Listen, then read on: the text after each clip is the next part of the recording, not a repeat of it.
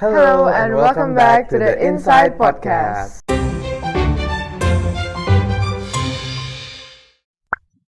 A podcast by NUS ISCF. This is the podcast where we have conversations that illuminates our faith and life. My name is Tarisha. And I'm Brian. And today we're beginning our series on faith at work, where we talk about how our Christian faith shapes our careers, ambitions, and values. All of us are students thinking about our future careers, and sometimes we wonder, is our job just a job, or is it part of God's calling?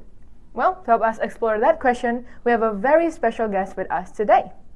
Please welcome Prof. Stephen Halim. Thank you so much for joining us today, Prof.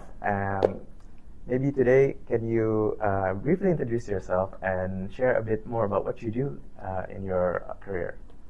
Okay, I'm Stephen, but that is my name. For every first lecture, I will always tell my students that I'm Associate Professor Stephen Halim. You can call me Prof. Halim, something like that.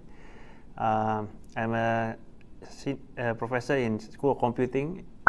I've been in NUS for the last 26 years, since undergrad, PhD, until now. We haven't been born yet. Yeah, I haven't. We're not in this world yet. Okay. Before we talk about work itself, before we talk about the career, let's start to talk about something that's a bit more deeper, which is your calling and identity.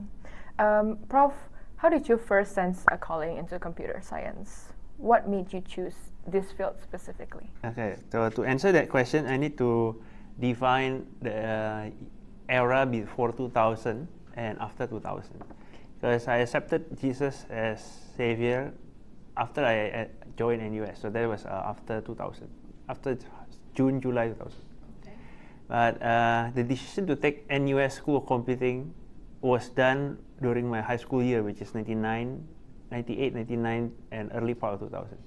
So I cannot say that at that time God called me to be a computer science student at the time, because at that I was not even a believer yet. Yeah. Why I choose to study computer science is because of my mother. Actually, my mother, she saw in her workplace that the younger people at that time, 99, 98, they started using computers. And then my mother saw that it is important for her sons, me and my brother actually, to learn something other than playing video games. So we were told to pick up books, computing books, and study on our own with unlimited budget basically. So go to a bookstore, you can buy any computer books that you want. Yeah, so at the time. So I picked a programming book, I think Visual Basic at the time. I like it. I built simple apps myself at the time. And I joined a few competitions actually. From Bina Nusantara programming competition, high school competition. It is a one Canisius programming competition. And then the one that is very memorable for me is the one that NUS hosted. So Venus have a competition that at the time I was lucky enough to get top 5. Top 5 is like Harapan Dua. Harapan Dua is second runner up. No, it's 5th place, basically 5th place. And was selected to be trained further to be sent to Singapore to NUS for an international competition in 1999. So that was the first time I saw NUS. That's the first time I was, wow, okay, there is a university that is so big, nice, have a lot of nice features. The lab is nice, and the professors that I met at the time was high-profile people. So when I came back home, that was I think second SMA 3, SMA 2, SMA 3 early days. At the time where I have to choose which subject I want to study for my university. So I picked computing. So in NUS, when you apply, you will need to specify 5 options, or what major that you want to choose, right? I put computing 1, 2, 3, 4, 5. It means that if NUS doesn't give me computing, I'm not going to be here. Yeah. Actually, I did the same for NTU, but I end up here. Yeah. All right. So that's how I became a computer science student. on and on until I continued to PhD and so on. Yeah, so that was my story about calling to computer science. So just to clarify, before uni you did not study in Singapore. You were studying in Indonesia. Correct. In SMUK 1, SMUK 1 Jakarta. Okay, I see. So did you also apply to like other school instead of NUS? I know you said NTU. NUS, NTU, all computer science. That's it. Okay, no backup plan. No Indonesian university. Yes, so only NUS, NTU, computer science.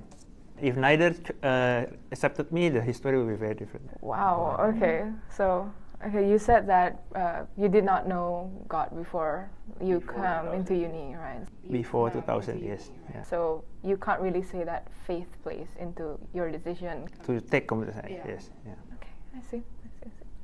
Okay, that's really interesting. Sometimes our plans do evolve over time.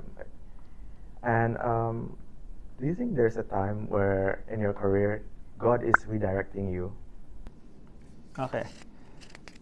So I have a few stories before 2000, which again, because of the same reason, I cannot really quantify that. Was that only my inner voice or was it God before 2000? So I'm going to highlight two stories after 2000. So that happened in 2004 and 2010. 2004 is the moment I about to finish my bachelor degree in NUS, Bachelor of Computing. At that time, I had two options lah. Go to work, make some money, and then be independent person, or apply for a master or PhD. I mean, continue studying, and then depend on my parents for a few more years. Yeah. At the time, I was already a believer. Then the senior in ISCF, ISCF podcast, right? At that time is Mr. Lisman Komaladi, if you are listening to this. And then there's Andreas Jonathan also at the time. They asked me, are you serious? Okay, because taking PhD is not normal at that time. Not many people choose to study again and again. Basically, not many people like to study that long.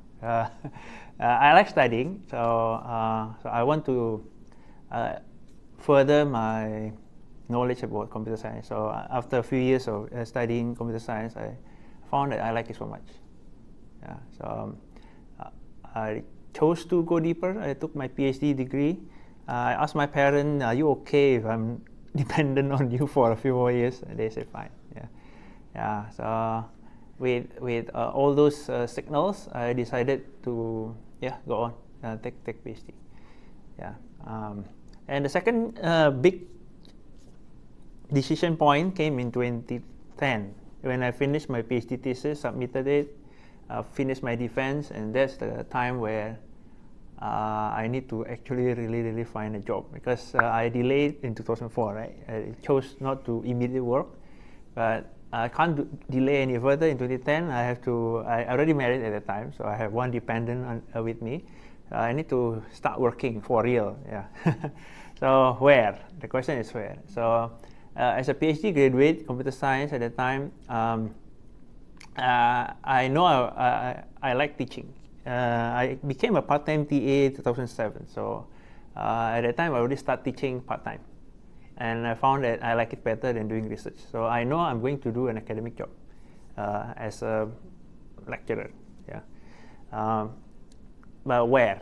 Okay. So in NUS, it is not impossible, but it's very hard for a NUS PhD graduate to work in NUS also. There is what we call inbreeding rule. So you should not work in a place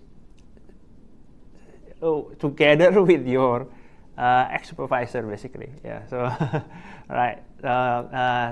I had an opportunity to apply to other universities. So there was, let's not name names. There was another university in the United States where I flew there, went through the interview, almost got it.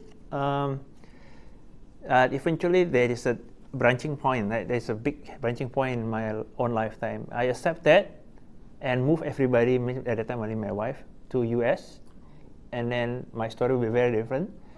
Or stay in Singapore and start career in NUS. Yeah. So at that time, there was no opening for lecturer in NUS. So before I applied, before there was only one this US university offering me a chance to teach there. But that involves uprooting everybody, me and wife only. Uprooting myself and my wife, go to US, start everything from scratch. When I come back, my superiors in the NUS knew about this, and then I think this is what you call as a gut intervention. They gave me counter offer. So we made you lecturer starting January 2011.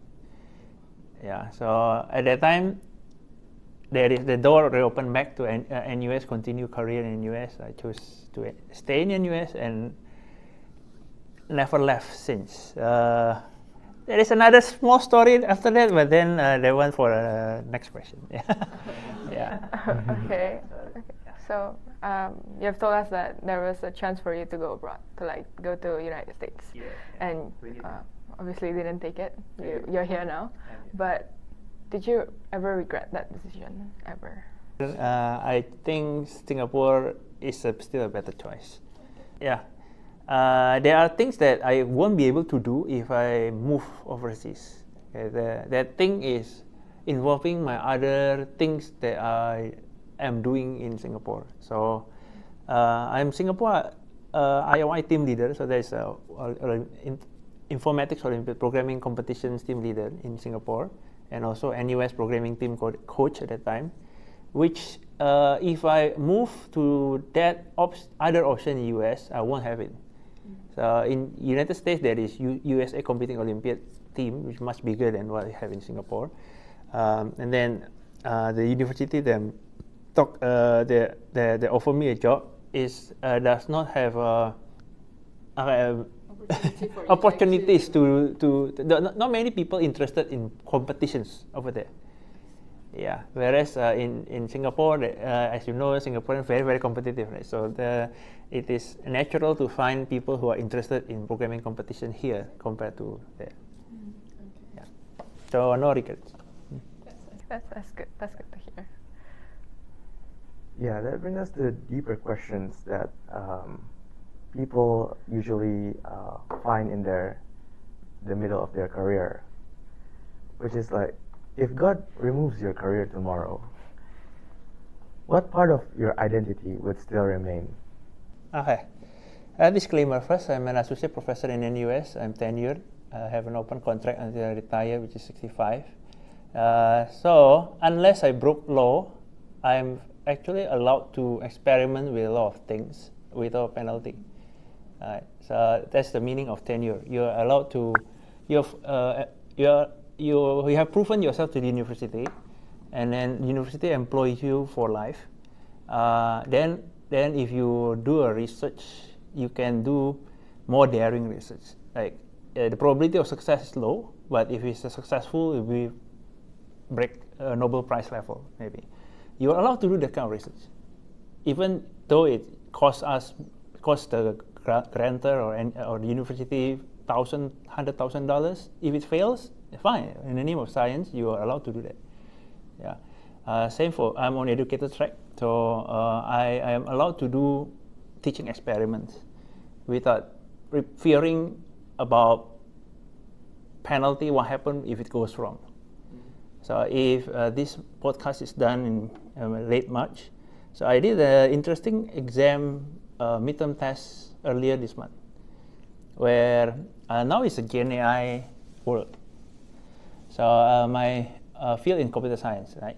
So I set a midterm test where traditionally you have a question paper and blank answer sheet. So student read the questions and then try to answer what for this question I'm going to use this algorithm. It has this time complexity, and then the implementation in for example in C++ is like this. A few weeks ago, I set the question, and then I give the answer sheet, and the answer sheet is not blank. The answer sheet contains Gen AI answers, and the prompt is, if you think this is correct, just say so. And if it's really correct, I'll give you full marks for it. If it's not correct, fix it. If it's too slow, which part is slow, improve it. So to use a better algorithm. Right. It's a race, right? So which professor give a question in exam and a proposed answer in the answer sheet? Never heard before, I guess, right? So I've just finished grading it a few days ago. Still standard deviation, So I'm still able to figure out the distribution of the class even with that kind of question. Yeah. And spoiler alert, how many people say any of the question with the proposed answer, all of them correct? Nobody. Yeah, because I put a few mistakes here and there in the question actually, in the proposed answer actually. I'm tempted. So whoever listening to this before final exam, giving you a hint. Final exam will have more questions and 2 hours, right? More than midterm. So let's say 6 questions or 5 questions. I'm tempted to give one of them fully correct answers. I want to know who dares to say, for that, I cannot find any mistake. It's the best possible. This is the best possible. Correct. Just give me the mark. Something like that. Without daring to change anything. Yeah. Okay, we'll see. Yeah. So especially for computer science listener here, yeah, there's a hint for you. I'm preparing final exam question. Okay, now back to me. So back to the question. If God removed me from my career, that means I break law lah. I break law or appear in newspaper for wrong reason. Or some other force majeure, like for example, university closed down, no more job for me. Yeah. And I'm still a Christian. I'm still a father of my kids, still a husband of my wife. Yeah, I'll pick myself up, and it's true that my career defines who I am now. So if I ask Gemini, ChatGPT, who is Professor Stephen Halim, then the keywords mentioned is usually about my career. Yeah. Oh, and I also heard that you're a diacon in your church. Oh, yeah, that was 10 years ago, yes. Now, what we call is a non-active deacon. I served 2016 until 18. That was 10 years ago. Wow, okay. Yeah, you also explained to us that you have been given like a lot of freedom to experiment a lot of things in your teaching period, right? Is there anything like very special that stood out to you in your career that you experimented before that you can share with us? That requires another time differentiation between before 2023 or after 2023. Before 2023 is before I was promoted to associate professor. Before 2023, I'm still a senior lecturer or lecturer before. That means that I'm on a contract basis, like 3 years basis. Every end of the 3 years is anxious mode because you will need to perform to get your contract renewal. So I did not dare to experiment. Yeah. So only in recent years I am okay to experiment. So the most memorable experiment was that GNAI assessment. Yeah. Because these days we know. No, okay, for those who are not in computer science, these days GNAI can generate code better than human entry-level programmer. So we are no longer tested on ability to write code. It's like, are we tested on how to use calculator? No, right? It's no longer important. So now the tests become, do you able to understand AI output? Yeah. Because the one coding is no longer human for simple level coding. Yeah. Well, I think that's a wrap for today. We talk about Prof. Halim's career from start to end, all the exciting points in his life, etc. And hopefully our talk today can be a powerful reminder that our identity ultimately comes from who we are in Christ, not just the work that we do. Thank you, Prof. Halim, for sharing your journey with us. And thank you for listening to the Insight Podcast, conversation that illuminates faith and life. See you in the next episode.